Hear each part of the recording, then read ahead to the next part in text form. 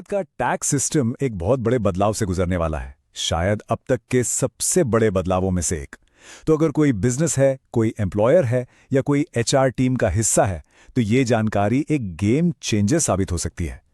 1 अप्रैल 2026 से टीडीएस यानी tax deducted at source के नियम पूरी तरह से बदल रहे हैं। तो आइए समझते हैं कि इस बड़े सुधार का आखिर मतलब क्या है और इसके लिए तैयार रहना इतना जरूरी क्यों है। तो चलिए इस पूरे बदलाव को समझने के लिए हम 5 जरूरी हिस्सों में इसे देखेंगे। सबसे पहले समझेंगे कि ये ग्रेट कंसोलिडेशन क्या है और सिस्टम को कैसे आसान बनाया जा रहा है। फिर उन पुराने फॉर्म्स को अलविदा कहेंगे जो अब नहीं चलेंगे। नए रूल्स और थ्रेशहोल्ड्स पर नजर डालेंगे। एक एक्शन प्लान पर बात करेंगे कि तैयारी कैसे की जाए। और आखिर में सबसे जरूरी बात, अगर तैयारी नहीं की तो इसका रिस्क क्या हो सकता है। तो चलिए सबसे पहले और सबसे बड़े बदलाव की बात करते हैं। देखिए, अभी का जो टीडीएस सिस्टम है ना, वो कई बिजनेसेस के लिए एक उलझे हुए धागे के गोले जैसा है ना। दर्जनों नियम, अलग अलग सेक्शंस, कंफ्यूजन ही कंफ्यूजन। पर अब इस उलझन को सुलझाकर सब कुछ साफ साफ करने की तैयारी हो चुकी है। सोचकर देखिए, अभी के सिस्टम में सैलरी, किराया, प्रोफेशनल फीस, मतलब हर छोटी बड़ी पेमेंट के लिए 40 से भी ज्यादा अलग अलग टीडीएस सेक्शंस हैं। अब इतने सारे सेक्शंस को याद रखना और फिर उनका सही से पालन करना, ये वाकई में एक बहुत बड़ा सिरदर्द है। लेकिन अब इस पूरी कॉम्प्लेक्सिटी का एक बहुत ही सिंपल, बहुत ही पावरफुल सॉल्यूशन आ गया है। इन 40 से ज्यादा सेक्शंस को अब बस एक ही सेक्शन रिप्लेस करेगा। जी हां, सिर्फ एक, सेक्शन 393। ये कंप्लायंस की दुनिया में एक बहुत बड़ा, मतलब एक क्रांतिकारी कदम है। तो सवाल यह है कि ये सेक्शन 393 आखिर है क्या चीज। देखिए, आसान भाषा में समझें तो ये इनकम टैक्स एक्ट 2025 का एक नया सेंट्रलाइज्ड सेक्शन है। ये क्या करेगा, ये पुराने सारे टीडीएस सेक्शंस की जगह ले लेगा और एक सिंपल टेबल बेस्ड सिस्टम बना देगा। मतलब हर तरह की पेमेंट को एक सीरियल नंबर मिल जाएगा।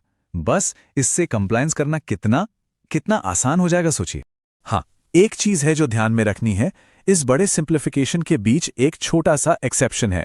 जो नॉन रेजिडेंट्स को सैलरी दी जाती है ना, उस पर टीडीएस का नियम थोड़ा अलग रहेगा। वो पुराने सेक्शन 192 से निकलकर अब एक नए सेक्शन 193 के अंडर आ जाएगा। तो ये एक जरूरी अपडेट है। अच्छा, जब सेक्शंस बदल रहे हैं तो ये तो जाहिर सी बात है कि इनसे जुड़े फॉर्म्स भी बदलेंगे। तो चलिए अब जरा इस नई कागजी कार्रवाई की दुनिया में झांकते हैं और देखते हैं कि क्या क्या नया है।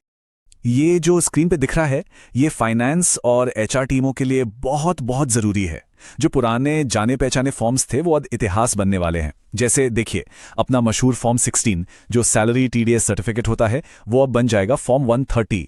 वैसे ही जो क्वार्टरली रिटर्न्स के लिए हम 24Q और 26Q यूज करते थे, उनकी जगह अब फॉर्म 138 और 140 आ जाएंगे। तो हाँ, ये एक पूरी की पूरी नई नंबरिंग सिस्टम है जिसे अपनाना होगा। और यहीं पर एक बहुत जरूरी वार्निंग है, इसे हल्के में बिल्कुल मत लीजिएगा। अगर अकाउंटिंग या पेरोल सॉफ्टवेयर पुराना ही रहा, अपडेट नहीं हुआ, तो क्या होगा? अनजाने में गलत फॉर्म फाइल हो जाएंगे और इसका नतीजा सिर्फ गलतियां नहीं, बल्कि इनकम टैक्स डिपार्टमेंट से सीधा नोटिस आ सकता है। तो सबसे पहला और जरूरी काम यही है कि अपने सॉफ्टवेयर वेंडर से फौरन बात की जाए। चलिए अब आगे बढ़ते हैं और देखते हैं कि 2026 से रूल्स और थ्रेशहोल्ड्स में क्या बदल रहा है। और हाँ, इसमें पार्टनरशिप फर्म्स के लिए एक बहुत ही जरूरी नया नियम भी है। इस पूरे रिफॉर्म में पता है क्या हो रहा है? करीब करीब 44 अलग अलग टीडीएस थ्रेशहोल्ड्स को बदला जा रहा है। अब इसका मतलब क्या है? सीधा मतलब यह है कि अब छोटे मोटे पेमेंट्स पर टीडीएस काटने की झंझट खत्म। इससे कितना एडमिनिस्ट्रेटिव टाइम और मेहनत बचेगी, है ना? बस जरा सोचिए, एक सिंपल सी टेबल और उस टेबल में वो सारे पुराने उलझे हुए सेक्शंस, जैसे रेंट का, प्रोफेशनल फीस का, सब कुछ एकदम साफ साफ नए सिस्टम में मैप किया हुआ है। इस रिफॉर्म का मेन मकसद ही यही है। और तो और कई मामलों में टीडीएस काटने की जो लिमिट है, उसे 20 से 50% तक बढ़ा दिया गया है। यानी छोटे बिजनेसेस के लिए एक बड़ी राहत, क्योंकि अब उन्हें कम अमाउंट के पेमेंट्स पर टैक्स नहीं काटना पड़ेगा। अब आते हैं एक बिल्कुल नए रूल पर, जिसका नाम है सेक्शन 194T। ध्यान दीजिएगा, ये खास तौर पर पार्टनरशिप फर्म्स के लिए है। ये नियम कहता है कि अगर कोई फर्म अपने पार्टनर्स को, चाहे वो सैलरी हो, इंटरेस्ट हो या बोनस, साल में 20,000 रुपए से ज्यादा पेमेंट करती है, तो उस फर्म को उस पूरी रकम पर 10% टीडीएस काटना ही होगा। चलिए इसको एक छोटे से एग्जाम्पल से समझते हैं तो और क्लियर हो जाएगा। मान लीजिए एक फर्म है, वो अपने पार्टनर को 25,000 रुपए का इंटरेस्ट देती है। अब ये अमाउंट 20,000 रुपए की लिमिट से ज्यादा है ना? तो फर्म को पूरे 25,000 पर 10% टीडीएस काटना पड़ेगा, यानी 2,500 रुपए। एकदम सिंपल और सीधा हिसाब है। ठीक है, तो अब हम ये तो समझ गए कि क्या क्या बदलने वाला है, लेकिन सबसे बड़ा सवाल तो यह है कि इसकी तैयारी अभी से कैसे शुरू करें। तो चलिए क्लियर एक्शन प्लान पर नजर डालते हैं।